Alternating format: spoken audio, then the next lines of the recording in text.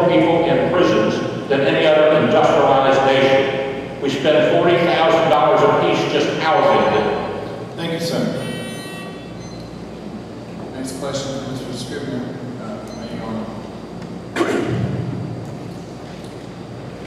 In today's cyber society, everyone does commerce and business and has entertainment on the internet. On the issue of internet privacy and security, what can be done to protect our citizens from identity theft and our children from internet crimes? I feel a lot of that has to do with the parents. As far as the children go, there's filters on the internet. You can stop children from going into different sites. Parents would pay attention to what their children are doing, would stop a lot of that. Identity theft, I don't know about all of you, but I sure don't want to put my social security number out on the internet somewhere. You know, tell them to give me a phone call, and, you know, I'll verify who you are, and then maybe I'll give you the information if I'm looking for an internet loan, which I wouldn't do.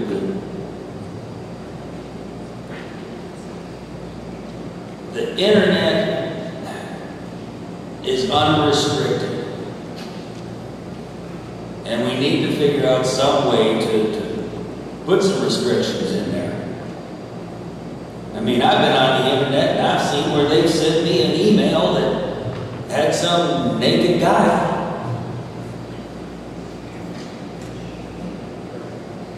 There needs to be filters, more than there are now, put in there to stop this kind of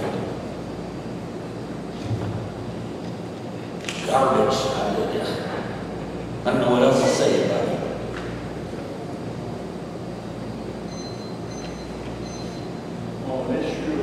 On the issue of internet privacy and security, what can be done to protect our citizens from identity theft and our children from internet crime? Well, I'm here across the internet. Without the internet and the website, I wouldn't even think of this. Senator Jim Bunning is retiring because of the internet. It got out over the internet that things look kind of like that creature from Jekyll Island. He lost all his support, so he decided to retire. He intended to retire, I believe. I thank God for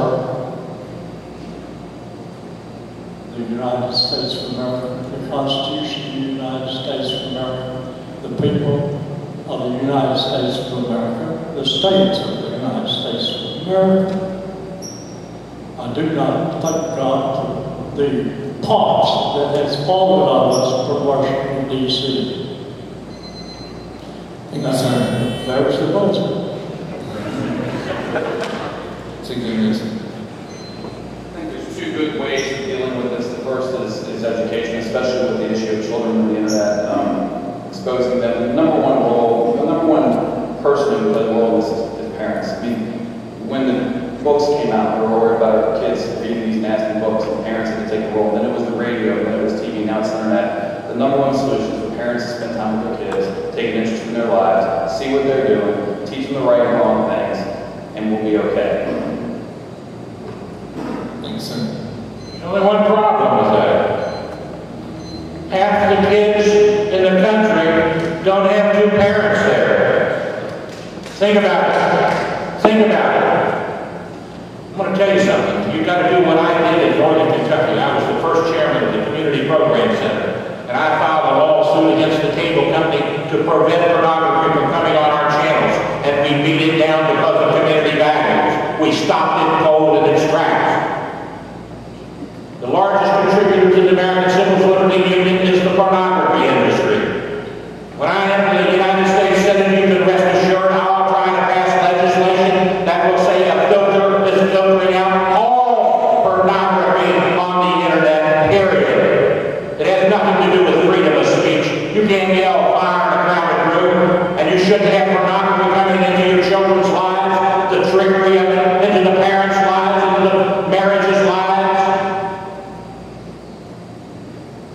We need to turn back to God first. Thank you, Mr. Stephenson.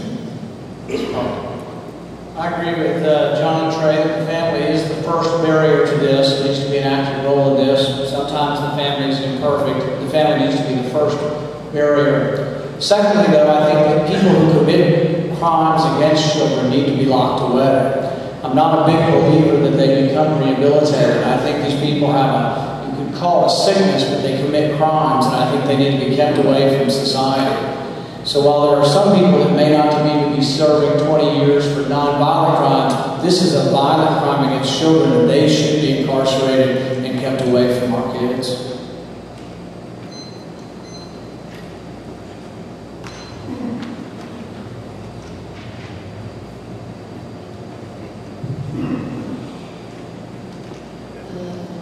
This question's for Mr. Martin. I don't know, I'm going off my sheet. Mr. Martin. What are the three principles of the Republican Party that should never be compromised?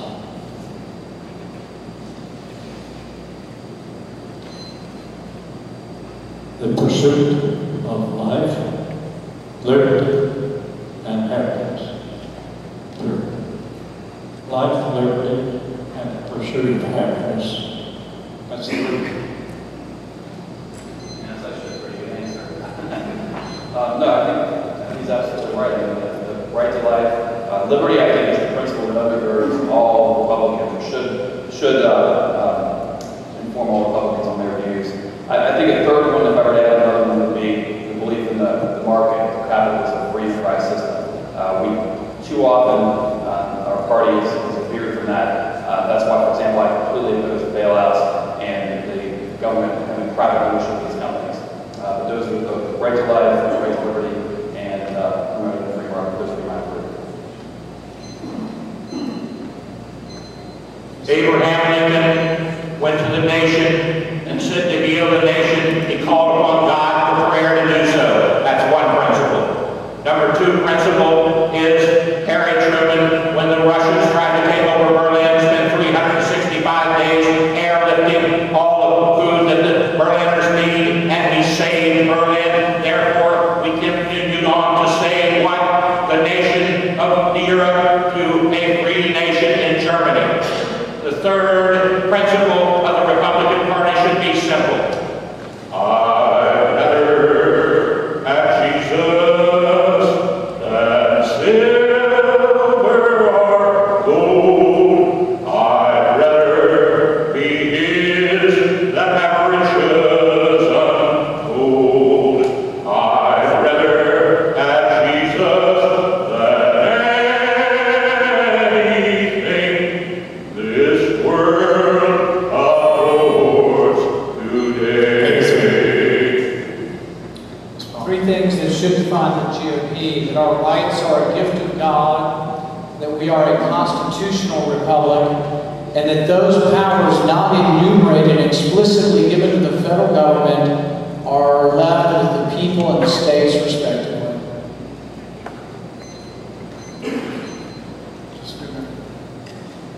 I don't know about everybody else, but I think it's very appropriate that Mr. Stephenson was given the pulpit.